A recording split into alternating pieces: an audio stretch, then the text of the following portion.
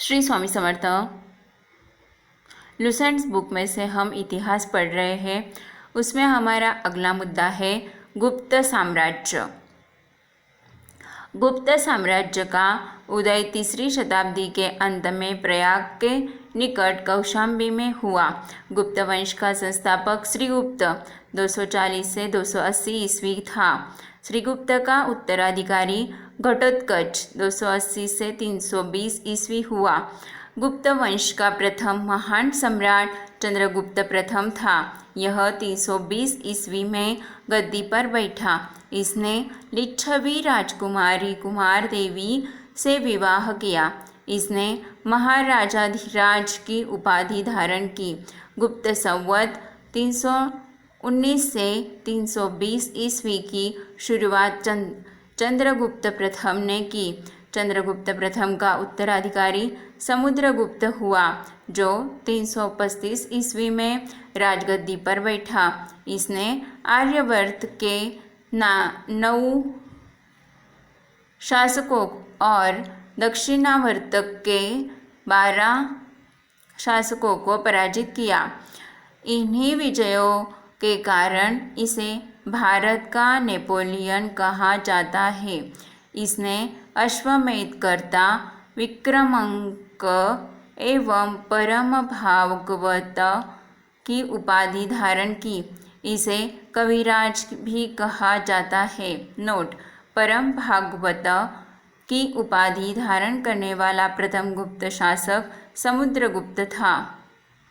समुद्रगुप्त विष्णु का उपासक था। समुद्रगुप्त संगीत प्रेमी था। ऐसा अनुमान उसके सिक्कों पर उसे वीणा वादन करते हुए दिखाया जाने से लगाया गया है। समुद्रगुप्त का दरबारी कवि हरिसेन था, जिसने इलाहाबाद प्रशस्ति लेख की रचना की। समुद्रगुप्त का उत्तराधिकारी चंद्रगुप्त II हुआ, जो 380 ईस्वी में राजगद्दी पर बैठा। चंद्रगुप्त II के शासनकाल में चीनी बौद्ध यात्री फाहियान भारत आया। शकों पर विजय के उपलक्ष्य में चंद्रगुप्त II ने चांदी के सिक्के चलाए। शाप चंद्रगुप्त II का राजकवि था। चंद्रगुप्त II के समय में पाटलिपुत्र एवं उज्जैनी विद्या के प्रमुख केंद्र थे। अनुश्रुति के अनुसार चंद्रगुप्त II के दरबार में 9 विद्वानों की एक मंडली निवास करती थी, जिसे नवरत्न कहा गया है। महाकवि कालिदास संभवतः इनमें अग्रगण्य थे। कालिदास के अतिरिक्त इनमें धन्वंतरि, शपर्णक, फलित, ज्योतिष के विद्वान, अमरसिंह, कोशकार, शंकु, वास्तुकार, वेताल भट्ट, घटकरपर, वाराहमिहिर, खगोल विज्ञानी एवं वैररुचि जैसे विद्वान थे। चंद्रगुप्त II का सांधी विग्रहिक सचिव वीरसेन शैव मतावलंबी था, जिसने शिव की पूजा के लिए उदयगिरी पहाड़ी पर एक गुफा का निर्माण करवाया था। वीरसेन व्याकरण, न्याय मीमांसा एवं शब्द का प्रकांड पंडित तथा एक कवि भी था। चंद्रगुप्त II का उत्तराधिकारी कुमारगुप्त I या गोविंदगुप्त 415 ईस्वी से 454 ईस्वी हुआ। नालंदा विश्वविद्यालय की स्थापना कुमारगुप्त ने की थी। कुमारगुप्त I का उत्तराधिकारी स्कंदगुप्त 455 से 467 ईस्वी हुआ। स्कंदगुप्त ने गिरनार पर्वत पर स्थित सुदर्शन झील का पुनरुद्धार किया। स्कंदगुप्त ने पर्णदत्त को सौराष्ट्र का गवर्नर नियुक्त किया।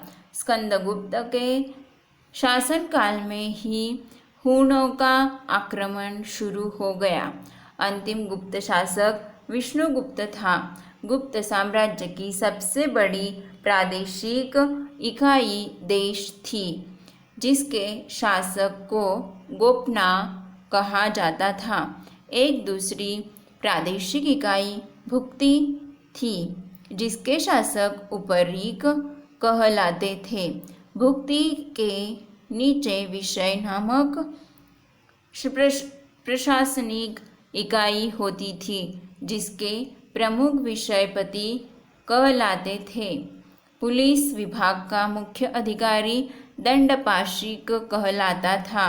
पुलिस विभाग के साधारण कर्मचारियों को चाट एवं भाट कहा जाता था। प्रशासन की सबसे छोटी इकाई ग्राम थी।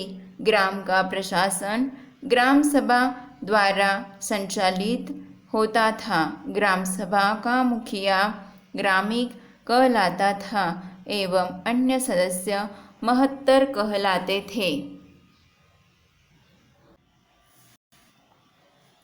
ग्राम समूहों की छोटी इकाइयों को पेट कहा जाता था।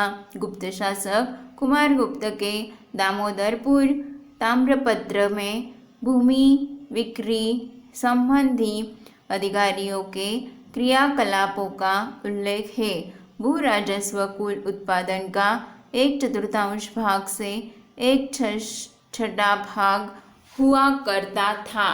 आर्थिक उपयोगिता के आधार पर निम्न प्रकार की भूमि थी। पहला क्षेत्र कृषि करने योग्य भूमि, दूसरा वास्तु वास करने योग्य भूमि, तीसरा चरागाल भूमि, पशुओं के चारा योग्य भूमि, चौथा सील ऐसी भूमि जो जोतने योग्य नहीं होती थी, पांचवा अप्रहत ऐसी भूमि जो जंगली होती थी। गुप्तकालीन प्रसिद्ध मंदिर और उसके स्थान: विष्णु मंदिर तिगवा जबलपुर मध्य प्रदेश, शिव मंदिर भूमरा नागौदा मध्य प्रदेश, पार्वती मंदिर नैना कुठार मध्य प्रदेश, दशावतार मंदिर देवगढ़ ललितपुर उत्तर प्रदेश, शिव मंदिर खोह नागौद मध्य प्रदेश, भीतरगांव मंदिर लक्ष्मण मंदिर भीतरगांव कानपुर उत्तर प्रदेश। ईंटों द्वारा निर्मित भीतरगांव मंदिर लक्ष्मण मंदिर ईंटों द्वारा निर्मित। सिंचाई के लिए रहट या घंटी यंत्र का प्रयोग होता था। श्रेणी के प्रधान को ज्येष्ठक कहा जाता था। गुप्त काल में उज्जैन सर्वाधिक महत्वपूर्ण व्यापारिक केंद्र था। गुप्त राजाओं ने सर्वाधिक स्वर्ण मुद्राएं जारी की। इनकी स्वर्ण मुद्राओं को अभिलेखों में दिनार कहा गया है। कायस्थों का सर्वप्रथम वर्णन याज्ञवल्क्य स्मृति में मिलता है। जाति के रूप में कायस्थों का सर्वप्रथम वर्णन ओषणम स्मृति में मिलता है। विंध्य जंगल में शबर जाति के लोग अपने देवताओं को मनुष्य का मांस चढ़ाते थे। पहली बार किसी के सती होने का प्रमाण 510 ईस्वी के भानुगुप्त के एरन अभिलेख से मिलता है, जिसमें किसी भोजराज की मृत्यु पर उसकी पत्नी के सती होने का उल्लेख है। गुप्त काल में वेश्यावृत्ति करने वाली महिलाओं को गणिका कहा जाता था। वृद्ध वेश्याओं को कुट्टनी कहा जाता था। गुप्त सम्राट वैष्णव धर्म के अनुयायी थे तथा उन्होंने इसे राजधर्म बनाया था। विष्णु का वाहन गरुड़ गुप्तों का राज चिन्ह था। गुप्त काल में वैष्णव धर्म संबंधी सबसे महत्वपूर्ण अवशेष देवगढ़ जिला ललितपुर का दशावतार मंदिर है। यह बेतवा नदी के तट पर स्थित है। अजंता में निर्मित कुल 29 गुफाओं में वर्तमान में केवल 6 ही शेष है, जिनमें गुफा संख्या 16 एवं 17 ही गुप्तकालीन है। इसमें गुफा संख्या 16 में उत्कीर्ण मरणासन्न राजकुमारी का चित्र प्रशंसनीय है। गुफा संख्या 17 के चित्र को चित्रशाला कहा गया है। इस चित्रशाला में बुद्ध के जन्म, जीवन, महाभिनिष्क्रमण एवं महापरिनिर्वाण की घटनाओं से संबंधित चित्र उद्धृत किए गए हैं। अजंता की गुफाएं बौद्ध धर्म की महायान शाखा से संबंधित है। गुप्त काल में निर्मित अन्य गुफा बाघ की गुफा है, जो बाघ जिला धार मध्य प्रदेश नामक स्थान पर विंध्य पर्वत को काटकर बनाई गई थी। गुप्त काल में विष्णु शर्मा द्वारा लिखित पंचतंत्र संस्कृत को संसार का सर्वाधिक प्रचलित ग्रंथ माना जाता है। बाइबल के बाद इसका स्थान दूसरा है। इसे 5 भागों में बांटा गया है। पहला मित्र भेद, दूसरा मित्र लाभ, तीसरा संधि विग्रह, चौथा लब्ध प्रणाश, पांचवा अपरीक्षाकारित्व। आर्यभट्ट ने आर्यभट्टीयन एवं सूर्य सिद्धांत नामक ग्रंथ लिखे। उसने सूर्य ग्रहण एवं चंद्र ग्रहण के वास्तविक कारण बताए। आर्यभट्ट पहला भारतीय नक्षत्र वैज्ञानिक थे जिसने घोषणा की कि पृथ्वी अपनी धुरी पर घूमती है।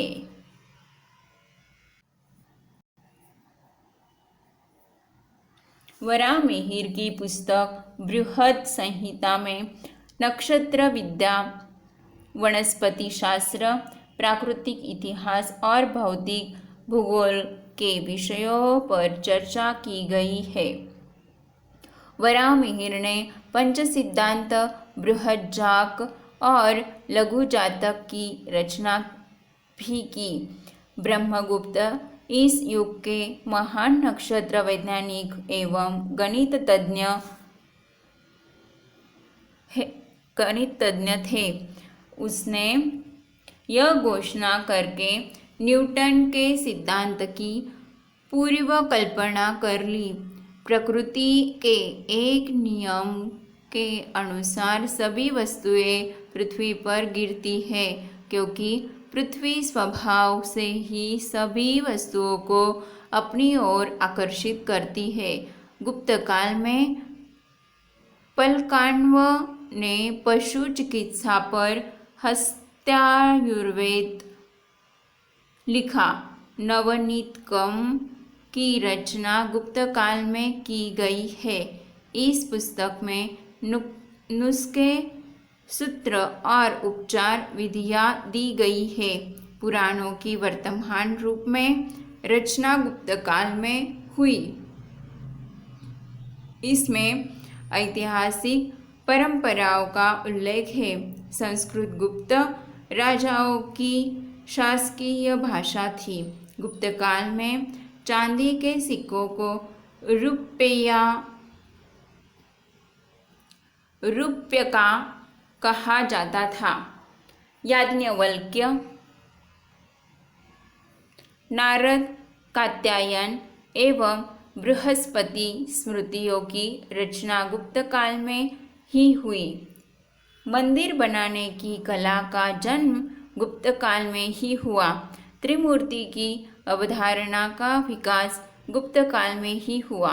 गुप्त वंश के शासकों ने मंदिरों एवं ब्राह्मणों को सबसे अधिक ग्राम अनुदान में दिया।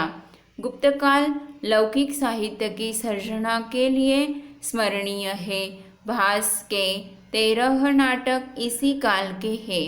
शूद्रक का लिखा नाटक मृच्छकटिकम या माटी की खिलौना गाड़ी, जिसमें निर्धन ब्राह्मण के साथ वेश्या का प्रेम वर्णित है, प्राचीन नाटकों में सर्वोत्कृष्ट माना जाता है। कालिदास की कृति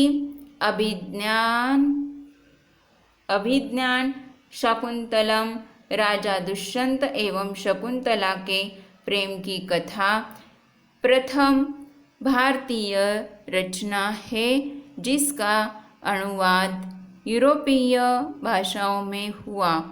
ऐसी दूसरी रचना है भगवद गीता। सांस्कृतिक उपलब्धियों के कारण गुप्त काल को भारतीय इतिहास का स्वर्ण युग कहा जाता है। नोट: नगरों का क्रमिक पतन गुप्त काल की महत्वपूर्ण विशेषता थी।